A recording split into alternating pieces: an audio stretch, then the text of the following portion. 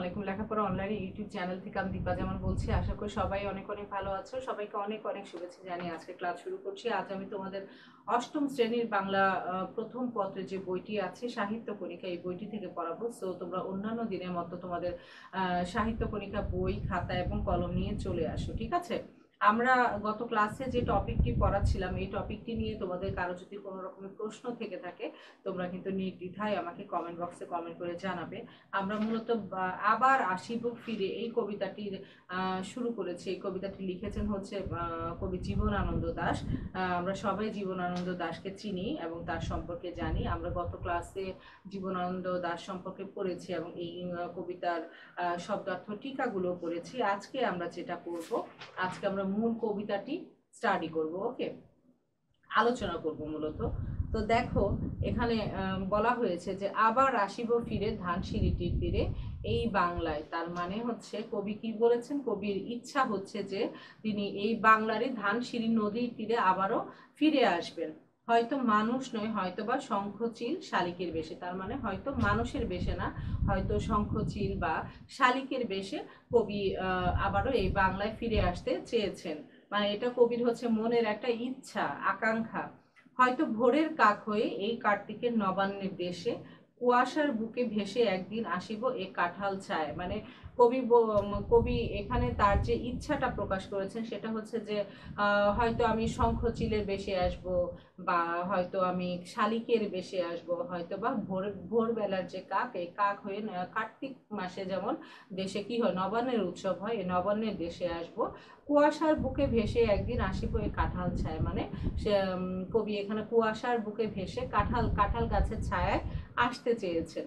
মানে তিনি কিন্তু মূলত এই যে আবার আসিব ফিরে কবিতায় কিন্তু বাংলাদেশের যে প্রকৃতি, এই প্রকৃতির কথাই বারবার তুলে ধরেছেন। দেখো, হয়তো বা হাঁস হব কিশোরের ঘুঙুর রহিবে লাল পায়। মানে কবির ইচ্ছাটা এমন যে হয়তো তিনি হাঁস হবে এবং কিশোরীর মেয়ের যে ঘুঙুরটা, এই ঘুঙুরটা তার লাল পায়ে থাকবে। সারাদিন কেটে যাবে কলমির গন্ধ ভরা জলে ভেসে ভেসে। মানে হাঁস হবার পর যেটা হবে, সারাদিন কবির কেটে যাবে কিভাবে, কলমি ফুল বা কলমি শাক যেখানে হয়, যে পানির মধ্যে হয়, পানির মধ্যে ভেসে ভেসে ভেসে ভেসে কেটে যাবে। আবার আসিব আমি বাংলার নদী মাঠ ক্ষেত ভালোবেসে। মানে কবি আবারও আসতে চেয়েছেন কিভাবে, এই বাংলার নদী মাঠ ক্ষেত এগুলোকে ভালোবেসে। জলাঙ্গি ঢেউয়ে ভেজা বাংলার এই সবুজ করুণ ডাঙায়। কবি কি বলেছেন, যে কবি এই বাংলায় হচ্ছে মানে জলাঙ্গি মানে হচ্ছে নদীর পানি, ঠিক আছে? এই নদীর পানির যে ঢেউ, এই ঢেউয়ে ভেজা বাংলায় এই সবুজ করুণ ডাঙায়। করুণ ডাঙা মানে কি, নদীর পাড়ে যে ডাঙাটা থাকে, এই ডাঙাটাকে বলা হয় ডাঙা, শুকনো যে জায়গাটা একে ডাঙা বলা হয়। তো এখানে কবি আবারও আসতে চেয়েছেন। হয়তো দেখিবে চেয়ে সুদর্শন উড়িতেছে সন্ধ্যার বাতাসে, হয়তো শুনিবে এক লক্ষ্মী পেঁচা ডাকিতেছে শিমুলের ডালে। কবি কি বলছেন, যে হয়তো তাকায় দেখবে যে সুদর্শন উড়িতেছে সন্ধ্যার বাতাসে। সুদর্শন উড়িতেছে মানে কি বলো, সুদর্শন উড়িতেছে এটা অর্থ হচ্ছে সুদর্শন মানে কিন্তু আমরা জেনেছি শকুনি। মানে শকুন, শকুন যেটা আর কি, শকুনি উঠছে কোথায়, বাতাসে, মানে ডানা মেলে উঠছে। এবং হয়তো শুনিবে এক লক্ষ্মী পেঁচা ডাকিতেছে শিমুলের ডালে। আমরা সবাই তো পেঁচাকে চিনি এবং লক্ষ্মী পেঁচাকে চিনি। লক্ষ্মী পেঁচাটা হচ্ছে একটু অনেকটা হচ্ছে টেরা টাইপের, লক্ষ্মী পেঁচার চোখটা একটু টেরা থাকে।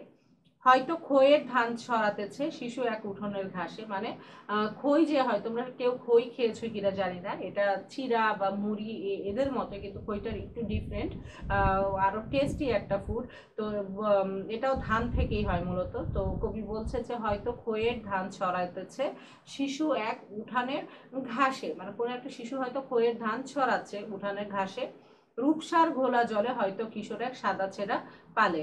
যে রূপসা নদীর ঘোলা জলের মধ্যে, পানির মধ্যে হয়তো একটা কিশোর একটা সাদা ছেঁড়া পাল নিয়ে নৌকার মধ্যে বসে আছে, ডিঙা বায়। মানে ডিঙা মানে হচ্ছে নৌকা বায়।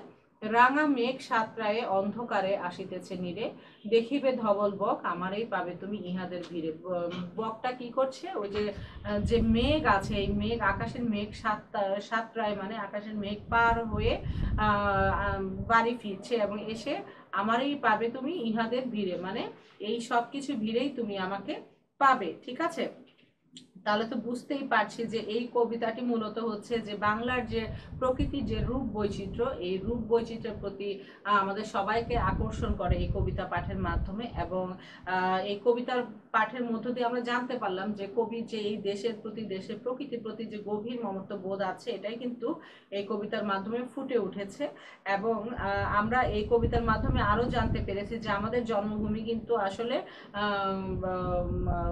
মানে খুব বেশি যে তুচ্ছ তুচ্ছ করে দেখার কোনো অবকাশ নেই, কারণ আমাদের জন্মভূমি হচ্ছে প্রাকৃতিক সৌন্দর্যে ভরপুর। আমাদের এই কবিতায় কবির দৃষ্টিতেও কিন্তু সুন্দর হয়েই ধরা পড়েছে আমাদের জন্মভূমির অত্যন্ত যে তুচ্ছ তুচ্ছ জিনিস আছে সেগুলো।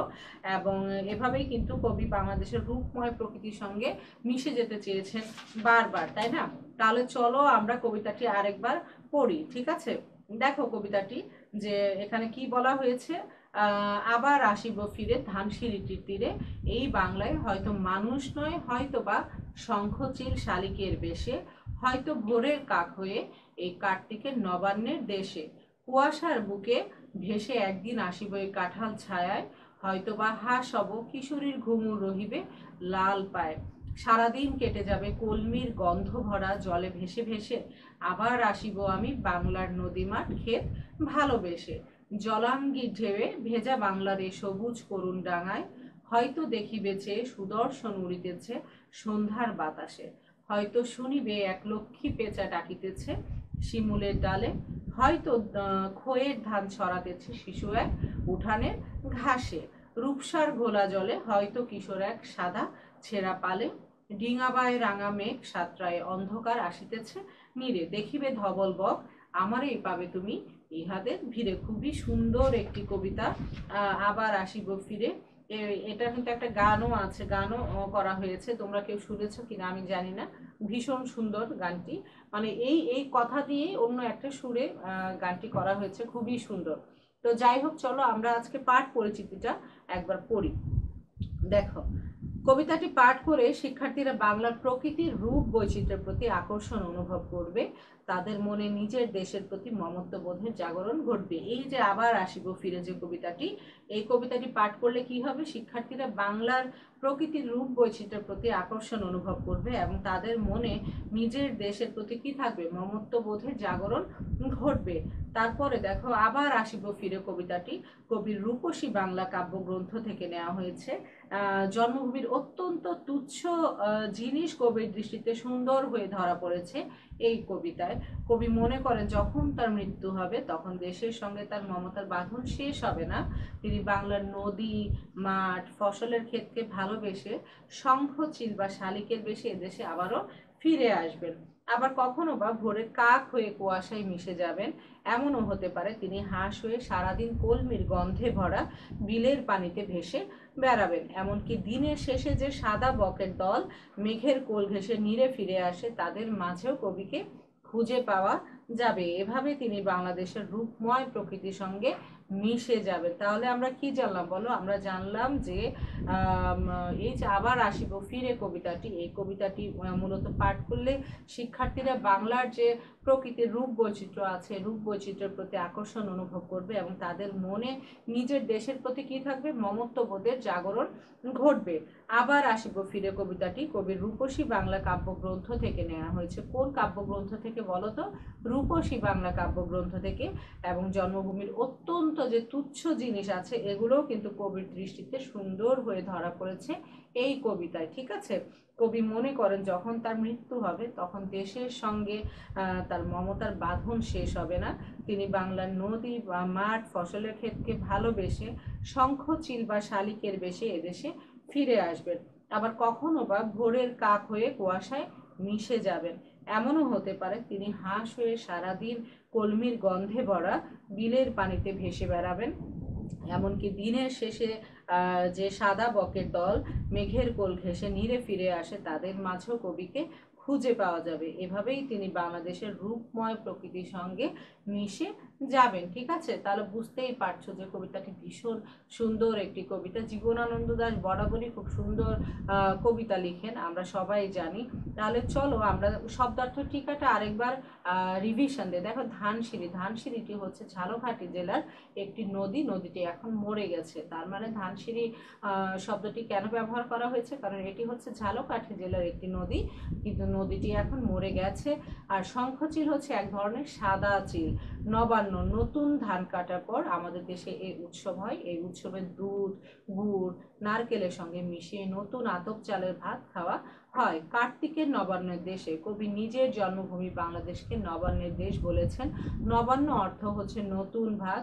কার্তিক মাসে ঘরে নতুন ধান তুলে কৃষকেরা নবান্ন উৎসবে মেতে ওঠে। ঘুঙুর, ঘুঙুর শব্দের অর্থ হচ্ছে নুপুর বা পায়ের অলংকার। জলাঙ্গি, কবি এখানে নদীকে জলাঙ্গি অর্থাৎ জল যার অঙ্গে নামে অভিহিত করেছেন। নদী মাতৃক বাংলাদেশকে কবি জলাঙ্গি ঢেউয়ে ভেজা বাংলা বলেছেন। ডাঙা, ডাঙাকে জলাশয়ের নিকটবর্তী যে উঁচু স্থান থাকে তাকেই কিন্তু ডাঙা বলা হয়। সুদর্শন অর্থ হচ্ছে শকুনি। লক্ষ্মী পেঁচা, এটা এক ধরনের পেঁচা। রূপসা, এটাও কিন্তু একটা নদীর নাম। ডিঙা, ছোট নৌকা। নিরে হচ্ছে পাখির বাসায়। ধবল অর্থ কি বলো?